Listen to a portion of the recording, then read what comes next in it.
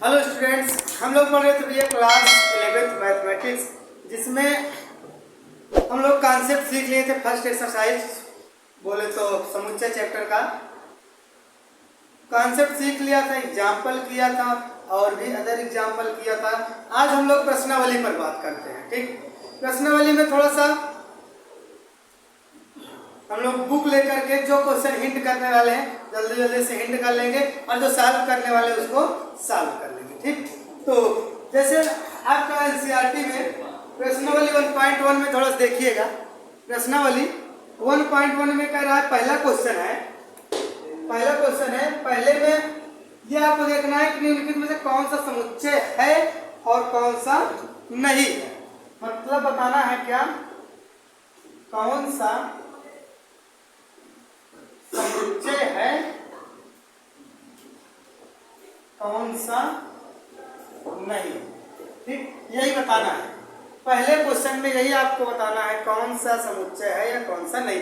हम क्वेश्चन पढ़ रहे हैं, थोड़ा लिखेंगे तो टाइम ज्यादा लग जाएगा।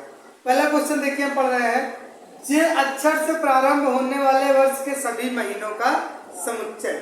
तो मान लो समुच्चय को हम एक दे रहे हैं, जे अक्षर से प्रारंभ होगा तो जैसे पहले जनवरी, फिर उसके बाद जून, जुलाई। ठीक, जनवरी, जून, जुलाई तीन ही महीने हैं जे अक्षर से स्टार्ट होने वाले। तो ये एक समुच्चय है ना, फिक्स समुच्चय है, तो ये क्या होगा, समुच्चय होगा। इसके अलावा और कुछ इसमें आ सकता है नहीं, जे अक्षर से कोई और स्टार्ट नहीं होगा, तो ये समुच्चय है। ठीक, अगले में कह रहा है भारत के 10 सबसे अधिक प्रतिभाशाली लेखकों का संग्रह। देखो, जो प्रतिभाशाली वाली बात आ जाती है, ये पहला वाला था। सेकेंड वाला जो प्रतिभाशाली वाली बात आती है, लेखकों का संग्रह, ये देखो, ये संग्रह जो है सबके अलग अलग हिसाब से होता है। हम आप लोग किसी अन्य एंगल से बोलेंगे कि वो अधिक प्रतिभाशाली है, कोई किसी और दूसरे एंगल से बोलेगा, तो इसलिए क्या ये समुच्चय नहीं है, ये समुच्चय नहीं है। समुच्चय का मतलब वेल डिफाइन होना चाहिए, वेल डिफाइन होना चाहिए। अगर हम एक बार बोल दें कोई भी सेंटेंस तो आपके माइंड में आ जाना चाहिए कि इसमें कौन कौन से एलिमेंट आएंगे। जैसे पहला क्वेश्चन था कि जैसे स्टार्ट होने वाले महीनों का समुच्चय, तो जैसे स्टार्ट होने वाले महीनों का समुच्चय जैसे बोला, मायने बात खटकी कि 12 महीने होते हैं, उनमें से जिनका पहला अक्षर जे होगा, तो जनवरी, जून, जुलाई फिक्स हो गया ना। इसके अलावा तो और कुछ होगा नहीं इसमें।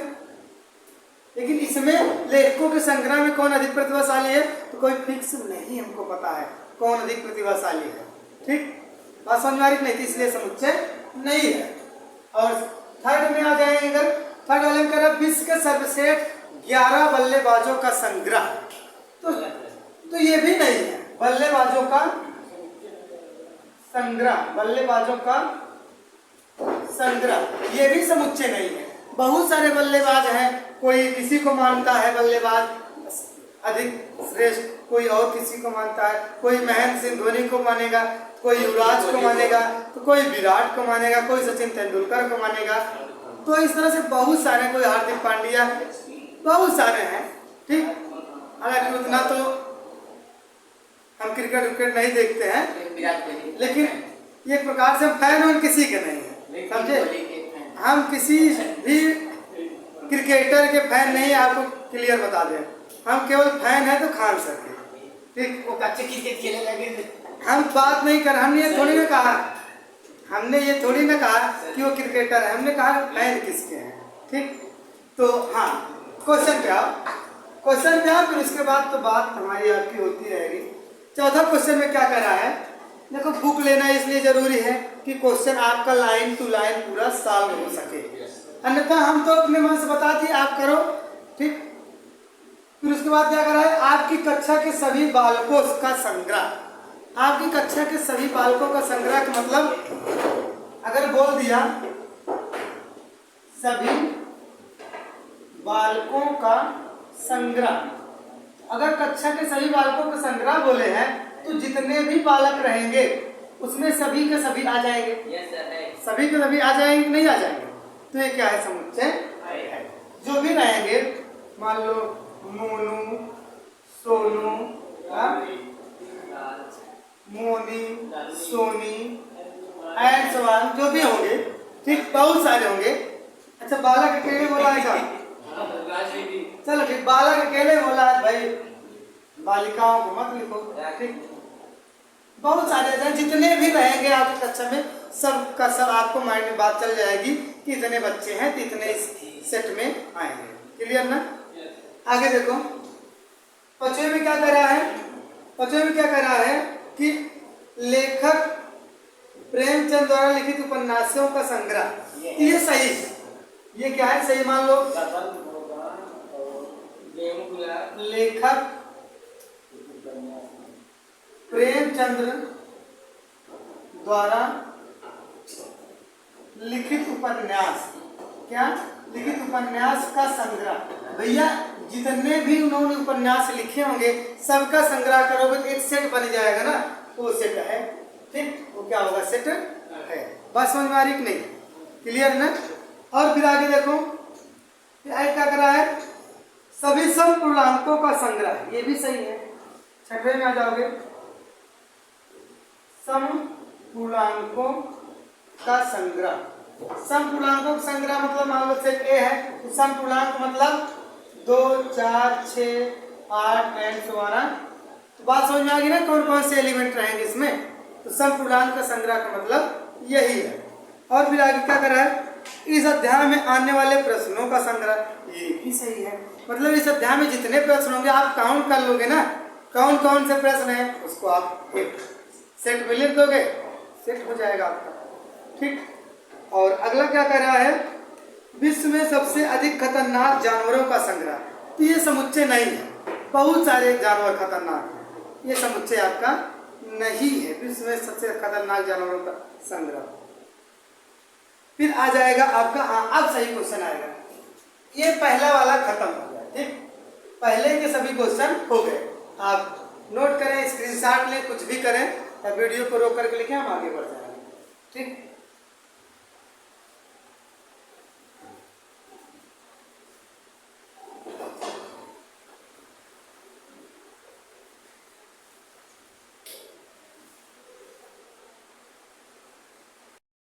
अब देखिए भैया, सेकंड क्वेश्चन है उसी में का, थोड़ा सा कंसंट्रेशन नहीं तो आप धोखा खा जाएंगे।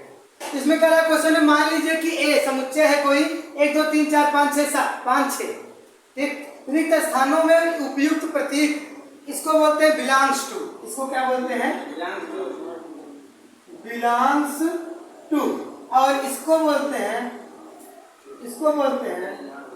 Does not belongs to. इसका मतलब होता है कि कोई भी एलिमेंट अगर ये चिन्ह लगेगा मतलब उसमें वो अवयव या वो एलिमेंट है, और ये लगेगा तो मतलब वो एलिमेंट नहीं है। अब आप देखें थोड़ा सा, पहला वाला है 5, यहाँ बीच में गैप है, यहाँ भरना है। जो 5 है वो ए में है या नहीं? कंसंट्रेशन 5 ए में है कि नहीं? है ना?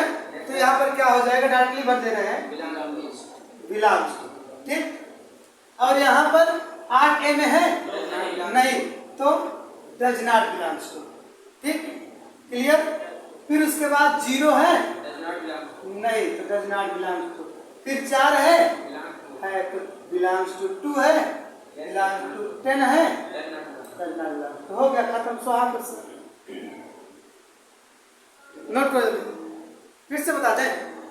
हाँ, देखो इस सिंबल का मतलब ये है कि ये सिंबल इस सेट के पहले, ए के पहले लगा है, इसका मतलब 5 ए में है। 5 ए में है, देखो ए है, 5 है। फिर 8, इसका मतलब ए में नहीं है, 8 ए में है नहीं, बस यही दिखाना है। जल्दी से नोट करो। अब देखो भैया, अब हम लोग थर्ड क्वेश्चन करने चल रहे हैं। बहुत आसान से क्वेश्चन है, क्वेश्चन लिख रखे पहले से ताकि टाइम ना वेस्ट हो। निम्न समुच्चय को रोस्टर रूप में लिखिए। इसमें लिखना है भैया, रोस्टर फॉर्म में लिखना है। थोड़ा सा दिमाग लगाइएगा। पहला क्वेश्चन है ए कोई समुच्चय है यक्स सच दैट यक्स एक पूर्णांक है। जो समुच्चय है भैया वो ए है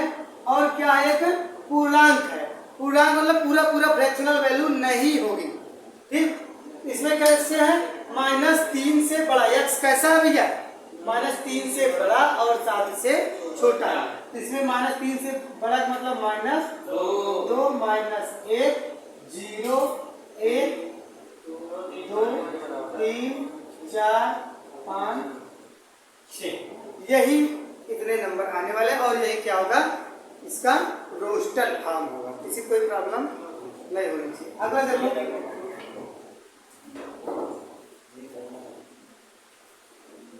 मान लो भी समुच्चय क्या कर रहा है? यक्स सच दैट यक्स इस तरह से है कि 6 से कम एक प्राकृतिक संख्या है। भैया 6 से कम प्राकृतिक संख्या मतलब प्राकृतिक संख्या 1 से शुरू होती है। 1 2 3 4 5, यही तो होगा ना? 6 से कम एक प्राकृतिक संख्या। 6 से कम प्राकृतिक संख्या कौन कौन सी हो सकती है? 1 भी है, 2 भी है, 3 4 5। 6 तो लेना नहीं, 6 से बड़ी भी नहीं लेना, ठीक। और फिर अगले पे आ जाओगे, थर्ड नंबर पे। थोड़ा सा देखना है, लेस कम है। सी देखो, एक समुच्चय है, उसका एक एलिमेंट x है और x सच दैट x इस तरह से है कि 2 अंकों की ऐसी प्राकृतिक संख्याएं जिसके अंकों का योगफल 8 है। 2 अंक की आपको ऐसी संख्या लेना है जिसका योगफल क्या है? 8 है। तो अब कौन कौन से लेंगे ध्यान दे लो थोड़ा सा। 8 किसमें आएगा? पहला नंबर, जैसे आप अगर लेते हो, यहाँ दिमाग लगा, थोड़ा सा ऊपर देखो, जैसे यहाँ मान लो हम 1 + 7 करेंगे, प्राकृतिक संख्या है, मतलब 17 अगर करें तो कितना हो जाएगा? 8 हो जाएगा, ठीक। और फिर मान लो 26 करेंगे, है? तो भी 8 हो जाएगा। फिर उसके बाद मान लो, देखो इन दोनों पे एक एक कम करते चलो। इसको मान लो हम 1 करते हैं, इसको 5 कम करने से मतलब है दिमाग लगाना है। अगर इसको हम क्या करें, मतलब इसको बढ़ाएंगे, इसको कम करेंगे, इसको 3 करो, इसके 5 करो, तब भी 8 आ जाएगा। 35 5 3 8। फिर इसको 4 करो, इसको 4 करो, 4 4 8 आ जाएगा। इसको क्या करो 5, इसको 3, तब भी 8 आ जाएगा। और फिर 6 करो, 2 करो, तब भी 8 आ जाएगा। 7 और 1, तब भी 8 आ जाएगा। फिर इसके बाद योग 8 आना चाहिए। क्या और भी हो सकते हैं ऐसे नंबर? दिमाग लगा लो, क्या पता। एक साथ हो चुका है, और कोई? कहाँ भैया? 3 5 35 है और 5 3 53 है। समझ रहे नहीं? एक साथ लिखे तो है, ये देखो ये एक साथ है, तो 8 और ये फिर 62 7 2 8 हो गया। और हाँ बस, और कोई? इससे ज्यादा नहीं आने वाले ना। तो इसमें क्या होंगे? यही एलिमेंट आएंगे। आपको क्रम थोड़ा देखना है। 17 26 35 44 53 62 71। बस प्राकृतिक लेना है, अन्यथा हम लोग निगेटिव वाला लेते तो और भी सारी बन जाती भाई। किसी कोई दिक्कत बताओ? नहीं ना। किस क्वेश्चन को फिर से पढ़ो भैया, क्या कर रहा है? x सब्जेक्ट x 2 अंकों की ऐसी प्राकृतिक संख्या जिसके अंकों का योगफल 8 है। तो इसमें देखो थोड़ा सा, अगर हम एक और लें, जैसे ये 7 बनाए थे, इसको हम क्या बना देंगे? 8 हो जाएगा 0, तब भी 8 ही आ जाएगा। और 80 क्या है? प्राकृतिक संख्या। कंफ्यूजन हो जाता है कि 0 तो प्राकृतिक नहीं, लेकिन हमको हम 0 से थोड़ी मतलब है, हमको तो मतलब 80 से है। 80 क्या है? प्राकृतिक संख्या है, तो उसको हम लोग लेंगे। इसमें क्या आ जाएगा? 71 में 80 भी आ जाएगा। क्लियर ना? और अब देखो इसमें अगले वाले में, x सच दैट x एक अभाज्य संख्या है जो 60 का भाजक है। अब देखो थोड़ा सा दिमाग लगाना। डी कोई सेट है और इसका एलिमेंट जो x है वो अभाज्य है, और 60 का भाजक भी है। पहला नंबर तो 60 का भाजक मतलब कौन कौन काटेगा? 2 काटेगा, 2 30 आ जाएगा, ये इसमें आ जाएगा। और 2 क्या है? अभाज्य भी है, किसी से कटने वाला नहीं है, केवल स्वयं और 1 से। और फिर इसके बाद 60 को 3 से काटोगे, ये भी 20 आ जाएगा, ये भी क्या है? अभाज्य है। फिर इसके बाद 60 को 5 से काटोगे तब भी कितना आ जाएगा? 12, तब 5। फिर उसके बाद 6 से भी कटेगा, लेकिन 6 क्या भी है? भाज्य है, 2 से कट जाएगा।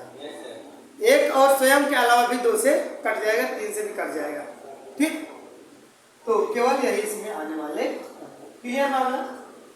आगे देखो, आगे क्या करा है? ई कोई सेट है जिसमें ट्रिग्नोमेट्री लिखा गया है और इसमें जितने भी अक्षर हैं सभी अक्षरों का समुच्चय लिखना है। एक यहाँ पर मेन पॉइंट आपको याद रखना, हमने कल के लेक्चर में बताया था कि किसी भी सेट में कोई भी एलिमेंट रिपीट नहीं करता।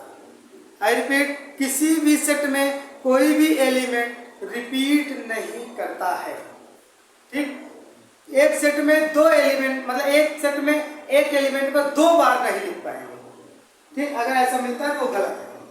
जैसे यहाँ देखो टी है, फिर तामा लगा के आर, फिर आई, फिर जी, फिर ओ, फिर यन, ओ दोबारा मिलेगा छोटे में, फिर यम, फिर उसके बाद ई, फिर उसके बाद टी लिखे है, आर भी लिखे है, केवल हो गया है। सब बताइए किसी को अगला देखिए, यफ में अगर बेटर शब्द के सभी अक्षरों के समुच्चय है, बस वैसे है। सबसे पहले बी, फिर उसके बाद ई, फिर उसके बाद टी, 2 बार है के बाद लिखे ई भी लिख चुके हैं। हो गया। किसी को कोई भी समस्या हो तो आप बेहिचक बोल सकते हैं, अन्यथा नोट करें या स्क्रीनशॉट लें, कुछ भी करें, लेकिन जो करें जल्दी करें।